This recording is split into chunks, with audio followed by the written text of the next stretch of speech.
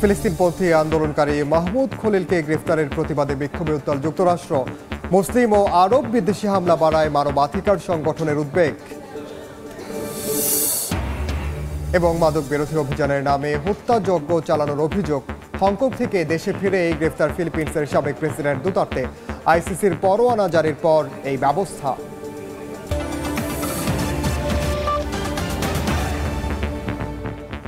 আন্তর্জাতিক সময়ের সঙ্গে আছি আমি ওমর ইনান। রাশিয়ার দক্ষিণ পূর্বাঞ্চলের বিভিন্ন এলাকায় রাতভর ব্যাপক ড্রোন হামলা চালিয়েছে ইউক্রেন।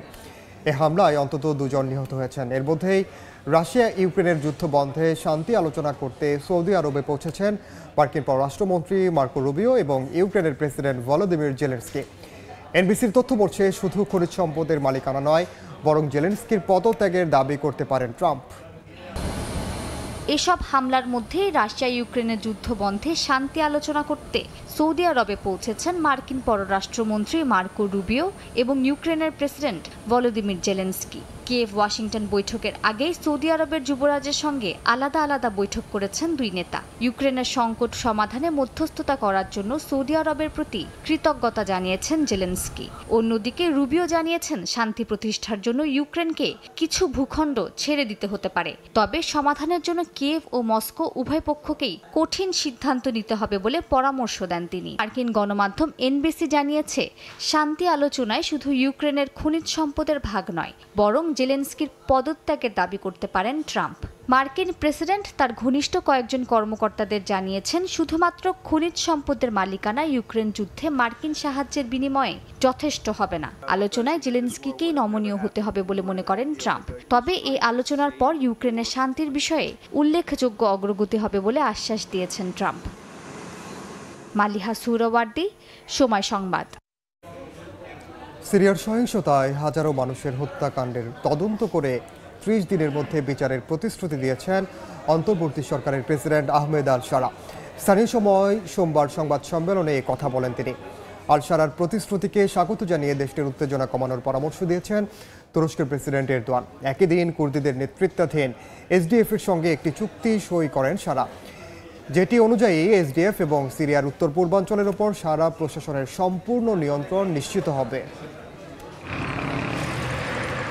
গেল 4 দিন ধরে সিরিয়ায় আসাদপন্থী ও নতুন সরকারপন্থীদের মধ্যে চলা সহিংসতায় হাজারো বেসামরিক মানুষের মৃত্যুর পর ধীরে ধীরে লাতাকিয়া প্রদেশের পরিস্থিতি স্বাভাবিক হতে শুরু করেছে। খাদ্য সংকট দেখা দেয় বেকারিগুলোর সামনে দেখা গেছে দীর্ঘ লাইন। দেশটির প্রতিরক্ষা মন্ত্রণালয় জানায়, পশ্চিম উপকূলীয় অঞ্চলে সামরিক অভিযান সম্পন্ন করে নিরাপত্তা বাহিনী স্থিতিশীলতা ও নিরাপত্তা নিশ্চিত করতে জোরদার প্রচেষ্টা চালাচ্ছে।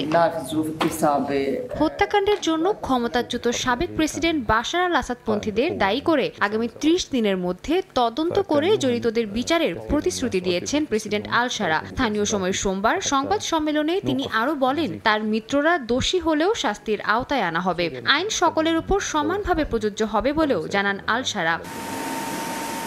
প্রেসিডেন্ট আল শারার প্রতিশ্রুতিকে স্বাগত জানিয়ে দেশটির উত্তেজনা কমানোর জন্য কর্তৃপক্ষকে পরামর্শ দিয়েছে তুরস্কের প্রেসিডেন্ট রিসেপ তাইয়েপ এরদোয়ান। বলেন, শারা একটি অন্তর্ভুক্তিমূলক নীতি অনুসরণ করছেন। এদিকে জাতিসংঘের মানবাধিকার বিষয়ক প্রধান ফলকার তুর্ক জানান, নারী শিশুসহ বেসামরিকদের হত্যা নিয়ে অত্যন্ত উদ্বেগজনক প্রতিবেদন মিলেছে। তিনি সিরিয়ার অন্তর্বর্তীকালীন কর্তৃপক্ষকে দ্রুত পদক্ষেপ নিয়ে দোষীদের বিচারের দাবি জানান।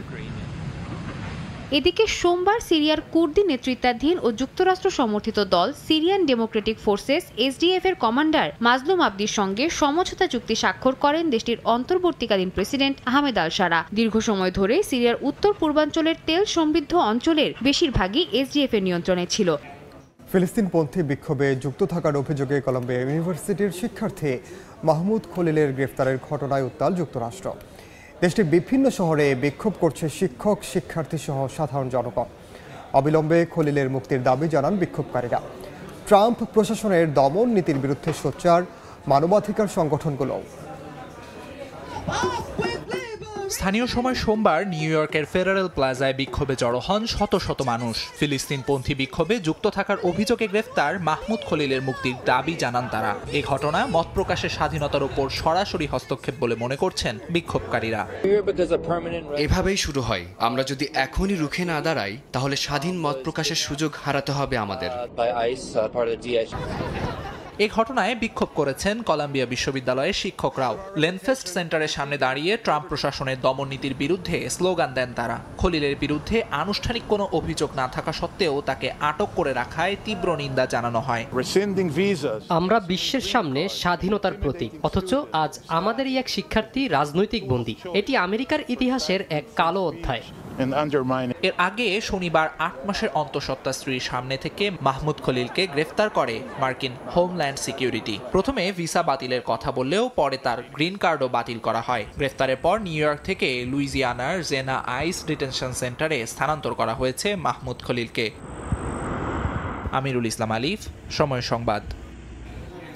আন্তর্জাতিক সময় আরও থাকছে।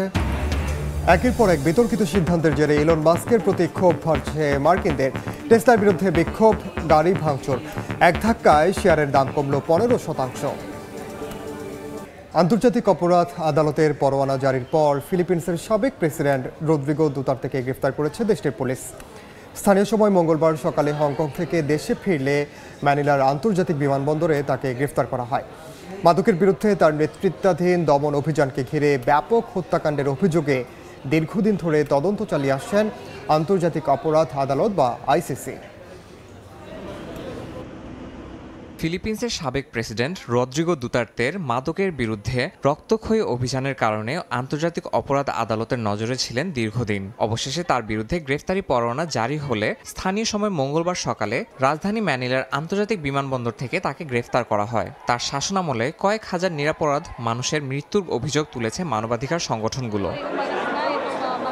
ম্যানিলা বিমানবন্দরে অবতরণের পরই দুতার্তেকে হেফাজতে নেয় আইন শৃঙ্খলা রক্ষাকারী বাহিনী। আন্তর্জাতিক অপরাধ আদালতের নির্দেশে ইন্টারপোল ম্যানিলা তার বিরুদ্ধে গ্রেফতারি পরোয়ানা কার্যকর করে। সরকারি সূত্রে জানা যায়, বর্তমানে তিনি নিরাপত্তা বাহিনীর হেফাজতে রয়েছেন। দুতার্তে 2016 সালে ফিলিপিন্সের প্রেসিডেন্ট নির্বাচিত হওয়ার পর মাদকের বিরুদ্ধে যুদ্ধ ঘোষণা করেন। তবে তার এই অভিযান ব্যাপক সমালোচনার জন্ম দেয়। অভিযোগ রয়েছে আনুমানিক 12 থেকে 30 হাজার মানুষ বিচার বহির্ভূত হত্যাকাণ্ডের শিকার হয়েছেন। অধিকাংশ ভুক্তভোগী ছিলেন দরিদ্র জনগোষ্ঠীর সদস্য, যারা পুলিশ বা অজ্ঞাত হামলাকারীদের হাতে প্রাণ হারিয়েছেন। শুধু প্রেসিডেন্ট থাকা অবস্থাতেই নয়, এর আগে দাবাও শহরের মেয়র থাকাকালীনও একই নীতি গ্রহণ করেন দুতার্তে। আন্তর্জাতিক অপরাধ আদালতের তদন্তে দেখা গেছে 2011 থেকে 2019 সাল পর্যন্ত তার শাসনামলে ব্যাপক মাত্রায় মানবাধিকার লঙ্ঘনের ঘটনা ঘটেছে, যা আইসিসির বিচারের আওতায় এসেছে। ফিলিপিন্সের সরকার 2019 সালে আন্তর্জাতিক অপরাধ আদালত থেকে নিজেদের প্রত্যাহার করলেও দুতার্তের বিরুদ্ধে অভিযোগ তদন্ত চলমান ছিল। তার গ্রেফতারের মাধ্যমে আন্তর্জাতিক অঙ্গনে বিচারের নতুন দৃষ্টান্ত তৈরি হলো বলে মত বিশ্লেষকদের। ইয়াসিন মোহাম্মদ জিসান, সময় সংবাদ। ট্রাম্প প্রশাসনে একের পর এক বিতর্কিত সিদ্ধান্তের জেরে ইলন মাস্কের প্রতি ক্ষোভ বাড়ছে মার্কিনদের।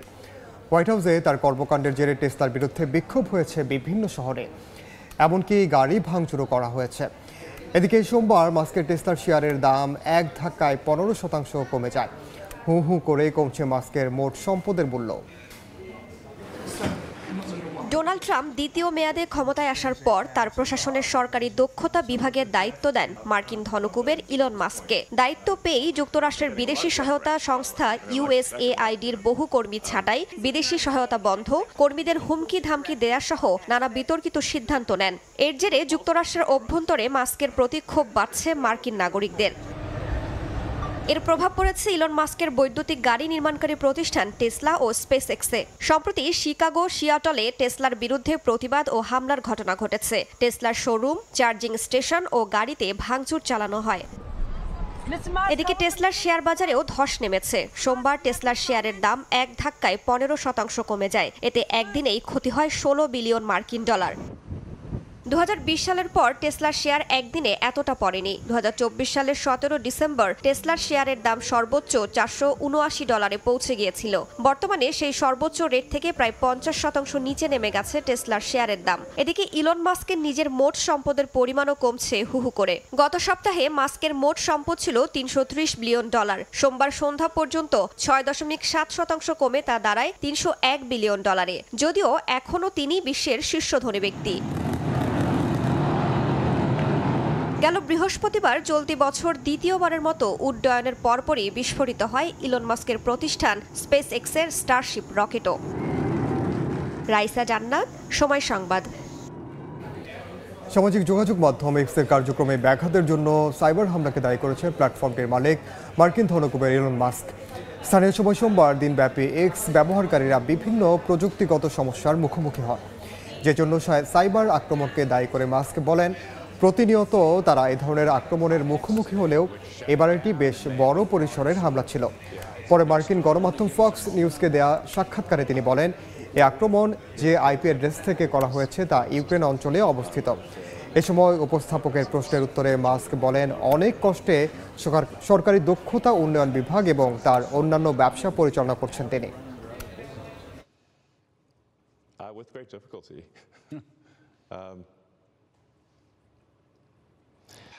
শ্রমিক ধর্মঘটে অচল জার্মানির বিভিন্ন বিমানবন্দর। স্থানীয় সময় সোমবার ধর্মঘটের কারণে দেশটির প্রায় সবগুলো বিমানবন্দরে অভ্যন্তরীণ ও আন্তর্জাতিক রুটে কয়েক হাজার ফ্লাইট বাতিল হয়ে যায়। এতে চরম দুর্ভোগে পড়েন যাত্রীরা। জার্মানি থেকে বিটু বড়ুয়ার রিপোর্ট। সোমবার জার্মানির বিমানবন্দর কর্মীদের ডাকা 24 ঘন্টার টানা ধর্মঘটে অচল দেশটির অন্তত 13টি বিমানবন্দর মিউনিখ, ব্রেমেন, ডুসেলডর্ফ, বন, কোলন, হানোভার, স্টুটগার্ট ও হামবুর্গ সহ অন্যান্য বিমানবন্দরে নানা বিভাগের কর্মীদের বেতন ভাতা বৃদ্ধি, কর্মঘণ্টা কমানো ও সুষ্ঠু কর্মপরিবেশের দাবিতে ডাকা এই ধর্মঘটে কার্যত অচল হয়ে যায় স্বাভাবিক বিমান চলাচল। এতে বাতিল হয়ে যায় অভ্যন্তরীণ ও আন্তর্জাতিক রুটের প্রায় 3,500 ফ্লাইট। এতে চরম ভোগান্তিতে পড়েন স্থানীয় ও আন্তর্জাতিক রুটের লাখ লাখ যাত্রী। দেশটির সবচেয়ে বড় বিমানবন্দর ফ্রাঙ্কফুর্টের বিমানবন্দর কর্তৃপক্ষ জানায়, রাতেই 1116টির মধ্যে 1050টি ফ্লাইট বাতিল করা হয়। একই চিত্র বার্লিন ব্রান্ডেনবুর্গ বিমানবন্দরেরও, সেখানেও একসঙ্গে 246টি ফ্লাইট বাতিল হওয়ায় বিপাকে পড়েন 70,000-এরও বেশি যাত্রী। এদের মধ্যে অনেক যাত্রীকেই পাঠিয়ে দেয়া হয় অন্যান্য বিমানবন্দরে। শিডিউল মতো ফ্লাইট না পেয়ে হতাশ হয়ে অনেক যাত্রী ক্ষোভ প্রকাশ করেন। ধর্মঘটের অবশ্যই যৌক্তিকতা আছে। ঈশ্বরের দোহাই দিয়ে বলছি, কর্মীদের অবশ্যই বেশি টাকার দরকার। আমাদের সুইজারল্যান্ডে ফ্লাই করার কথা, তার আগে রাতে ফ্রাঙ্কফুর্টে, তাই চেক ইন করার অপেক্ষায়, কিন্তু হঠাৎ শুনি বিমানবন্দরে ধর্মঘট। এত শর্ট নোটিসে এভাবে ধর্মঘটের ডাক দেয়া লজ্জাজনক। দেখুন, ধর্মঘটের কারণে আমরা কোনোভাবেই ক্ষতিগ্রস্ত হইনি, কারণ আমাদের আগেই অভিহিত করা হয়েছে। দেখা যাক, একটা না একটা উপায় হবেই। এদিকে 8% বা মাসিক 350 ইউরো বেতন ভাতা বাড়ানোর দাবি মেনে না নিলে ধর্মঘটের সময়সীমা আরও বাড়ানো হতে পারে বলে জানিয়েছে জার্মান ট্রেড ইউনিয়ন ভ্যারি। এ নিয়ে কর্তৃপক্ষের সঙ্গে দফায় দফায় আলোচনা হয়েছে বলেও জানা গেছে। তবে আলোচনা ফলপ্রসূ না হওয়ায় এমন পরিস্থিতির সৃষ্টি হয়েছে বলে দাবি সংগঠনটির। আমাদের দাবি অনুযায়ী বেতন ভাতা বাড়ায়নি বিমানবন্দর কর্তৃপক্ষ, অথচ আলোচনার পর আলোচনাই শুধু হয়েছে। সামনের দিনেও বিমানের 5 লাখ কর্মীদের ন্যায্য মজুরি বাড়ানোর বিষয়ে দ্রুত কোনো পদক্ষেপ না নিলে অন্যান্য সংগঠনের মতো সামনে আরও কঠোর কর্মসূচির ডাক দেয়া হবে। সবকিছু ঠিক থাকলে মঙ্গলবার থেকে আবারও বিমান চলাচল স্বাভাবিক হবে বলে জানায় বিমানবন্দর কর্তৃপক্ষ। বেতন ভাতা বাড়ানো কিংবা সুষ্ঠু কর্মপরিবেশের দাবিতে শুধু বিমানবন্দর কর্মীরাই নয়, একের পর এক ধর্মঘটে অস্থির অবস্থা বিরাজ করছে জার্মানির স্বাস্থ্যসেবা খাত, গণপরিবহন এবং বিভিন্ন অঙ্গরাজ্যের পরিচ্ছন্ন বিভাগেও। সংশ্লিষ্টরা বলছেন, দ্রুত সংকটের সমাধান না হলে অবশ্যই পরিস্থিতি আরও জটিল আকার ধারণ করতে পারে। জার্মানি থেকে বিটু বড়ুয়া, সময় সংবাদ। ভারতের গুজরাটের আহমেদাবাদ শহরে আসন্ন গ্রীষ্মকালকে কেন্দ্র করে বাড়ির টিনের ছাদ সাদা রং করা শুরু হয়েছে, যার মূল উদ্দেশ্য ক্রমবর্ধমান গ্রীষ্মকালীন তাপপ্রবাহের মধ্যে বাড়িগুলোকে শীতল রাখা। একটি বৈজ্ঞানিক গবেষণার অংশ হিসেবে এমন উদ্যোগ নিয়েছেন স্থানীয় গবেষকরা। গ্রীষ্মকালকে কেন্দ্র করে ভারতের গুজরাটে নেওয়া হলো এক অভিনব পন্থা। রাজ্যটির আহমেদাবাদ শহরের এক বস্তি এলাকায় 2000-এরও বেশি বাড়ির ছাদ সাদা রং করার উদ্যোগ নেওয়া হয়েছে। গ্রীষ্মের তাপ থেকে বাড়িকে সুরক্ষিত রাখার জন্য এমন অভিনব পন্থা বাছাই করেছেন একদল গবেষক। সাদা রঙের টিনগুলোকে নাম দেওয়া হয়েছে কুল রুফ বা শীতল ছাদ। এটি একটি বৈজ্ঞানিক গবেষণার অংশ, যার মাধ্যমে গৃহের অভ্যন্তরীণ তাপমাত্রা ও মানুষের স্বাস্থ্যের উপর এটি কী প্রভাব ফেলে তা পর্যবেক্ষণ করবেন গবেষকরা। শীতল ছাদ কতটা তাপমাত্রা কমাতে সাহায্য করে তার ফলাফল নিয়ে করা হবে গবেষণা। যুক্তরাজ্য ভিত্তিক ওয়েলকাম ট্রাস্ট এই গবেষণায় সাহায্য করছে। আমরা একটি পরীক্ষা এবং বৈজ্ঞানিক গবেষণা করতে চাই, যেখানে অর্ধেক মানুষকে শীতল ছাদ দেয়া হবে আর বাকিদের দেয়া হবে না। এরপর আমরা স্বাস্থ্য ও অভ্যন্তরীণ বিভিন্ন পরিবেশের উপর নজর রাখব। ঘরে তাপমাত্রা কমানোর প্রভাব সম্পর্কে বিস্তারিত গবেষণা করব। এই অঞ্চলের বেশিরভাগ বাড়ি ইট বা কনক্রিটের তৈরি, যেগুলো ছাদ টিন বা সিমেন্ট দিয়ে বানানো হয়, যা ঘরের তাপমাত্রা উল্লেখযোগ্যভাবে বাড়িয়ে তোলে। এতে করে বস্তির বাসিন্দারা অতিরিক্ত ঝুঁকির মুখে পড়েন। এর আগে গরমে অবস্থা খারাপ হলেও বর্তমানে ঘরের টিনে সাদা রং করার পর আগের চেয়ে ঘর ঠান্ডা থাকে বলে জানায় বাসিন্দারা। পাশাপাশি ফ্যান বন্ধ রেখেও থাকা যায় এবং ঘরের মেঝেতেও বসা যায় বলে জানান তারা। গবেষকরা এই শীতল ছাদের নিচে বসবাসকারীদের 1 বছরের অভিজ্ঞতা নিয়ে তথ্য সংগ্রহ করে বিস্তারিত গবেষণা করবেন। অর্জিতা শোয়েজিন, সময় সংবাদ। ফ্রান্স থেকে ইংলিশ চ্যানেল হয়ে যুক্তরাজ্যে অবৈধ অভিবাসন আবারও রেকর্ড করছে। 2025 সালে এ পর্যন্ত 4000-এর বেশি মানুষ এই রুটে ব্রিটেন প্রবেশ করেছে। শুধু মার্চ মাসের প্রথম 9 দিনেই গেছেন 2075 জন। ফ্রান্সের সঙ্গে রোডম্যাপ চুক্তি বাস্তবায়ন না হলে বছরে ইতিহাসে সর্বোচ্চ সংখ্যক অভিবাসী যুক্তরাজ্যে প্রবেশ করতে পারে বলে ধারণা করা হচ্ছে। শোয়েব কবিরের রিপোর্ট। 2025 সালে প্রতিদিনই নতুন নতুন অভিবাসী যুক্তরাজ্যে প্রবেশ করছে। সম্প্রতি হোম অফিসের প্রকাশিত তথ্যে দেখা গেছে শুধুমাত্র গত রোববারেই 4টি নৌকায় 237 জন অভিবাসী যুক্তরাজ্যে প্রবেশ করেছে। আর মার্চ মাসের 2 তারিখে একদিনেই 592 জন পার করেছে ইংলিশ চ্যানেল। বিশ্লেষকরা বলছেন এই হারে চলতে থাকলে 2025 সালে ইংলিশ চ্যানেল হয়ে যুক্তরাজ্যে প্রবেশের সংখ্যা 1 লাখ ছাড়িয়ে যেতে পারে, যা ইতিহাসে সর্বোচ্চ হতে পারে। সিরিয়া এবং মধ্যপ্রাচ্যের বিভিন্ন দেশ থেকে ফ্রান্সের মাধ্যমে ভোট দিয়ে যে ইউকেতে ইমিগ্রেন্ট ঢুকতেছে, প্রতি বছর বাড়তেছে। গত বছরের চেয়ে এবার বেশি, এর আগের বছরের চেয়ে আরও বেশি। বিপজ্জনকভাবে নৌকায় অভিবাসীর এই ঢল ঠেকাতে বৃহস্পতিবার যুক্তরাজ্য ও ফ্রান্স একটি নতুন রোডম্যাপ চুক্তি স্বাক্ষর করেছে। এতে মানব পাচারকারীদের বিরুদ্ধে কঠোর ব্যবস্থা নেওয়া হবে বলে হুঁশিয়ারি দেওয়া হয়। তবে অতীতে নেওয়া এমন পদক্ষেপগুলোর বাস্তব প্রতিফলন হয়নি বলে মনে করছেন অভিবাসন বিশেষজ্ঞরা। এই দেশের জনসংখ্যার যে নির্দিষ্ট যে ইয়েগুলো আছে, এরিয়াগুলো আছে, যেমন স্কুল, তারপরে জিপি, তারপরে হসপিটাল, তারপরে মানে অর্থনীতি, সবগুলো বিষয়ের উপর অনেক বেশি চাপ পড়বে। ইংলিশ চ্যানেলের এই ভয়াবহ পরিস্থিতি কবে শেষ হবে? নতুন চুক্তি কি আদৌ অবৈধ অভিবাসন রুখতে পারবে, নাকি 2025-এ যুক্তরাজ্যে আরও বড় রেকর্ড গড়তে যাচ্ছে? এমন নানা প্রশ্ন এখন উকি দিচ্ছে। উন্নত জীবনের আশায় জীবন বাজি রেখে ছোট ছোট ডিঙ্গি নৌকায় প্রতিদিন শত শত অবৈধ অভিবাসী প্রবেশ করছে ব্রিটেনে। এই জনস্রোত ঠেকাতে এখনই কঠোর পদক্ষেপ নেওয়া প্রয়োজন বলে মনে করছেন অভিবাসন বিশেষজ্ঞরা। শোয়েব কবির, সময় সংবাদ, যুক্তরাজ্য। যুক্তরাষ্ট্রের মিসিসিপি অঙ্গরাজ্যে হেলিকপ্টার দুর্ঘটনায় 3 জন নিহত হয়েছেন। চিকিৎসা সেবায় ব্যবহৃত এই হেলিকপ্টারটি সোমবার নিয়ন্ত্রণ হারিয়ে ম্যাডিসন কাউন্টিতে বিধ্বস্ত হয়। এতে ঘটনাস্থলেই চালক এবং 2 জন স্বাস্থ্যকর্মী নিহত হন। জরুরি সেবায় ব্যবহৃত হলেও দুর্ঘটনার সময় হেলিকপ্টারে কোনো রোগী ছিল না বলে জানিয়েছে ইউনিভার্সিটি অফ মিসিসিপি মেডিকেল সেন্টারের মুখপাত্র। গোপনীয়তার স্বার্থে নিহতদের পরিচয় প্রকাশ করা হয়নি।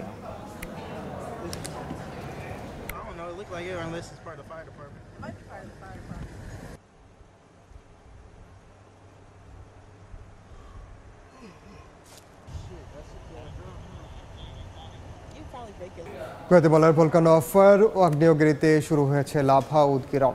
কর্তৃপক্ষ জানায় রাতভর অগ্ন্যুৎপাতের কারণে সোমবার পরিস্থিতি খারাপের দিকে চলে যায়। অঞ্চলটির 30,000-এর বেশি বাসিন্দা ঝুঁকিতে আছেন। এরই মধ্যে 300-র বেশি পরিবারকে নিরাপদ স্থানে সরিয়ে নেওয়া হয়েছে। বন্ধ করে দেওয়া হয়েছে বিভিন্ন গুরুত্বপূর্ণ সড়ক।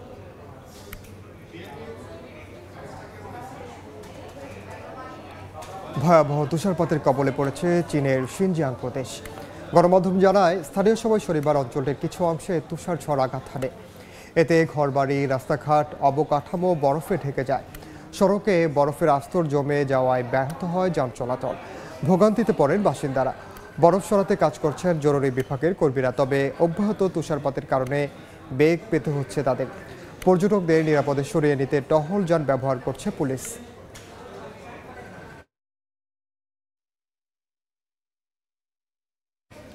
জাপানে নানা আয়োজনে 2011 সালের বিধ্বংসী ভূমিকম্প ও সুনামির 14তম বর্ষপূর্তি পালিত হয়েছে। স্থানীয় সময় মঙ্গলবার দুপুরে জাপানের প্রধানমন্ত্রী শিগুরু ইশিবা ফুকুশিমায় আয়োজিত এক স্মরণ সভায় অংশ নেন। জাপানকে বিশ্বের সবচেয়ে দুর্যোগ প্রতিরোধী দেশ হিসেবে গড়ে তোলার প্রতিশ্রুতি দেন প্রধানমন্ত্রী। নিহতদের শ্রদ্ধায় 1 মিনিট নীরবতা পালন করা হয়। এরপর স্মৃতিসৌধে পুষ্পস্তবক অর্পণ করেন তিনি। 2011 সালের 11 মার্চের ভূমিকম্প ও সুনামির কারণে জাপানের ফুকুশিমা পারমাণবিক কেন্দ্রে ভয়াবহ বিপর্যয় সৃষ্টি হয়। 3টি রিঅ্যাক্টর গলে এই দুর্ঘটনায় নিহত হন 18,000-এর বেশি মানুষ।